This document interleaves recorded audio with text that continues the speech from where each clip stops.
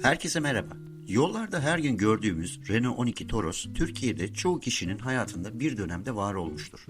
Ama Renault 12'nin doğuşunu, hayat hikayesini ve dünyada yarattığı etkiyi tam olarak biliyor musunuz? Siz de benim gibi merak ettiyseniz lütfen videomu sonuna kadar izleyin, beğenip yorum yapmayı lütfen unutmayın.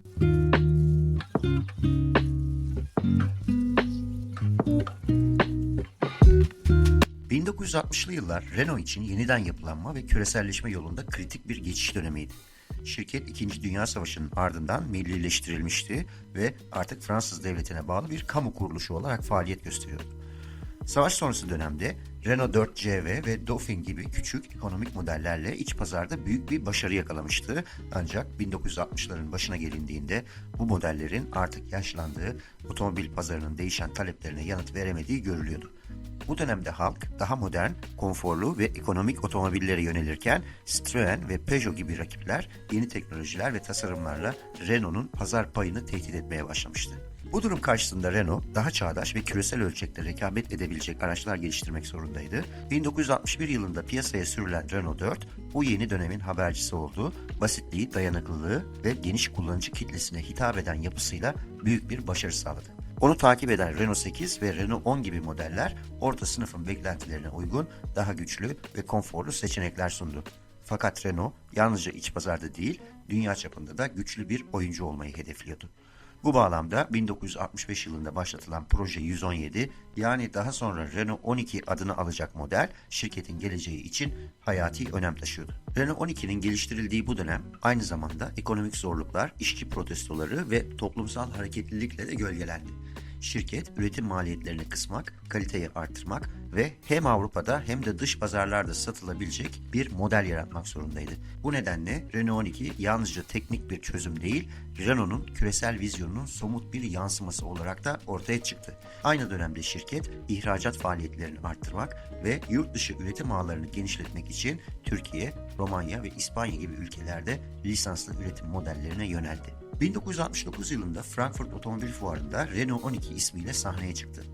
O dönemde otomobiller genellikle arkadan itişliydi. Renault 12 ise önden çekişli yapısıyla daha iyi yol tutuşu ve daha geniş iç hacim sunarak yenilikçi bir çözüm sundu. Sedan gövdesi, ferah kabini, sade ama kullanışlı tasarımı ve düşük üretim maliyetiyle Renault 12 kısa sürede dünya çapında büyük ilgi topladı. Renault 12 otomobil dünyasında yalnızca teknik bir başarı değil, aynı zamanda küresel çapta sosyal ve kültürel bir fenomen haline gelmiş bir model. 1969 yılında Renault tarafından tanıtıldığında şirketin amacı açık ve iddialıydı.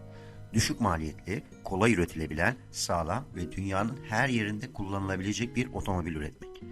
Bu hedef doğrultusunda geliştirilen Renault 12, basit ama zekice tasarlanmış altyapısıyla hem gelişmiş hem de gelişmekte olan ülkelerin otomobil ihtiyacına doğrudan yanıt verdi. Önden çekişli yapısı, geniş hacmi, ekonomik motorları, düşük bakım maliyetleriyle bu araç farklı coğrafyalarda 5 kıtada hızla benimsendi. Renault 12'nin kaputunun altında 1.3 litrelik 4 silindirli sıralı ve karbüratörlü bir benzinli motor yer alıyordu.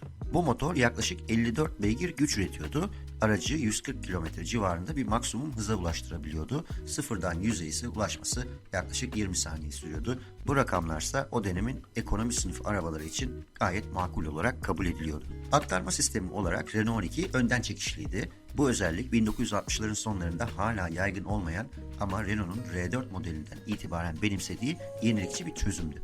Önden çekiş daha iyi yol tutuşu sağlarken aynı zamanda kabin içinde de daha geniş bir yaşam alanı sunuyordu. Araçta 4 ileri manuel bir şanzıman bulunuyordu ve vites geçişleri senkromençliydi. Bu da sürüşü daha kolay ve daha konforlu hale getiriyordu. Süspansiyon sistemi ön tarafta MacPherson tipi bağımsız süspansiyon, arka tarafta ise rigid aks ile helezon yaylarından oluşuyordu. Bu yapı aracın hem şehir içinde hem de bozuk yollarda dengeli bir sürüş sunmasını sağlıyordu. Direksiyon sistemi klasik Cremayer tipindeydi ve hidrolik desteği tabii ki bulunmuyordu. Dolayısıyla düşük hızlarda biraz sertti ama yol tutuşu açısından güven vericiydi. Fren sistemi ise önde disk frenler, arkada ise kampana tipi frenlerle donatılmıştı. Bu da Renault 12'nin o döneme göre oldukça modern sayılabilecek bir fren performansı olduğunu gösteriyordu. 13 inçlik jantlara sahip olan bu araç dar yanaklı lastiklerle donatılıyordu. Bu sayede yol tutuşu ile yakıt tüketimi arasında iyi bir denge kuruluyordu.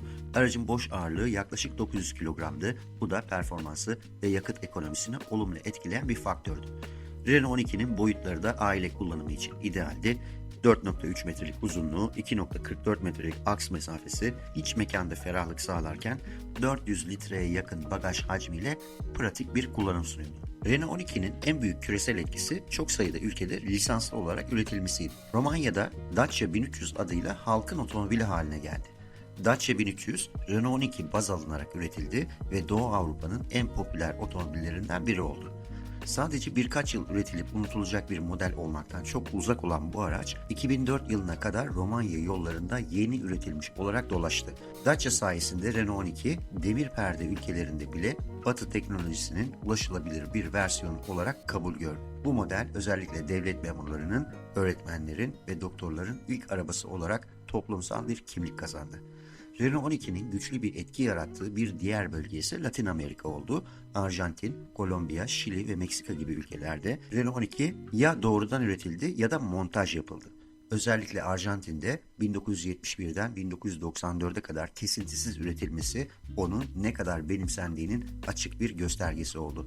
Bu bölgelerde Renault 12 sadece mekanik yapısı ve zorlu yol şartlarına dayanıklılığıyla hem bireysel kullanıcıların hem de kamu hizmetlerinin gözdesi haline geldi. Taksi, polis aracı, kamu kurumlarının hizmet araçları olarak kullanıldı. Kolay tamir edilebilmesi ve parça erişimi sayesinde Renault 12, Latin Amerika'nın en güvenilir ulaşım araçlarından biri oldu. Avustralya, Güney Afrika ve bazı Asya ülkelerinde de Renault 12 küçük çaplı da olsa kendine yer bulabildi. Avustralya gibi Japon ve Amerikan markalarının baskın olduğu pazarlarda bile Renault 12 Avrupa teknolojisini ekonomik bir seçenek olarak sunmayı başardı. Bu ülkelerde Renault 12 genellikle ithal edilen ama sağlamlığıyla sevilen bir alternatif olarak kabul gördü. Her yerde büyük pazar payı elde etmese de ulaştığı her bölgede Renault 12'nin pratikliği ve güvenilirliği saygı uyandırdı. Renault 12'nin dünya çapındaki etkisinin temelinde onun sade ama evrensel yapısı yatıyordu. Bu otomobil her ülkenin kendi şartlarına göre uyarlanabiliyordu. Süspansiyon sistemi, motor seçenekleri, iç donanımı veya gövde tipi gibi birçok unsur yerel ihtiyaçlara göre şekillendirilebildi. Bu sayede Renault 12 adeta her ülkenin kendi otomobiliymiş gibi sahiplendiği bir model haline geldi. Modern otomobil üretiminin temelini oluşturan modülerlik ve yerelleştirme kavramlarını daha o yıllarda Renault 12 başarıyla uygulayabildi. Türkiye'de Renault 12'nin hikayesi ise 1971 yılında başladı ve ülkemiz otomotiv tarihine altın harflerle yazıldı. OYAK ve Renault işbirliğiyle kurulan OYAK Renault fabrikası Bursa'da yerli üretime geçerek Türkiye'de üretilen ilk modern otomobillerden biri olan Renault 12'yi bantlardan indirmeye başladı. O dönemde Türkiye'de otomobil sahibi olmak geniş halk kesimleri için hala ulaşılması zor bir hayalken Renault 12 bu hayali gerçeğe dönüştüren modellerden bir tanesi oldu.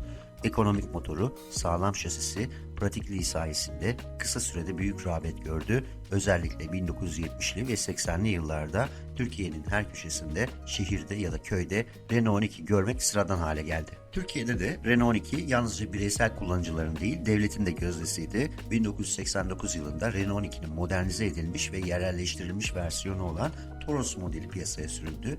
Bu model adını Toros Dağları'ndan alıyordu ve zorlu coğrafyalarda bile güvenle kullanılabileceği mesajını taşıyordu. Toros, Türkiye'de özellikle resmi kurumlar tarafından tercih edildi. Jandarma, PTT, belediyeler ve çeşitli kamu kuruluşlarında yüzlerce Toros yıllarca hizmet verdi. Öyle ki kırsalda devlet arabası dendiğinde akla gelen ilk otomobil Renault 12 Toros'tu. Basit motor yapısı, kolay tamir edilebilirliği ve dayanıklılığı sayesinde tamirciler arasında da çok sevildi. Renault 12'nin elektronik aksamının azlığı onun bir dezavantajdan çok avantaj sayılmasına neden oldu. Çünkü bu durum onu Türkiye'nin zorlu yollarında neredeyse bozulmaz kılıyordu. Üstelik Yedek parça bolluğu ve ucuzluğu da Renault 12'yi halkın gönlünde taht kuran bir model haline getirdi. 2000'li yılların başında Renault 12 Toros'un üretimi sona erdiğinde bu yalnızca bir modelin değil bir dönemin de sonu anlamına geliyordu. Ancak Renault 12 Türkiye'de silinmez bir iz bıraktı. Bugün hala köy yollarında, küçük kasabalarda ya da meraklı koleksiyoncuların garajlarında çalışan, parlayan, yaşlanmayan Renault 12'ler görmek mümkün. Onlar sadece birer otomobil değil, bir neslin anıları, yol hikayeleri ve hayalleriyle iç içe geçmiş yaşayan simgeleridir.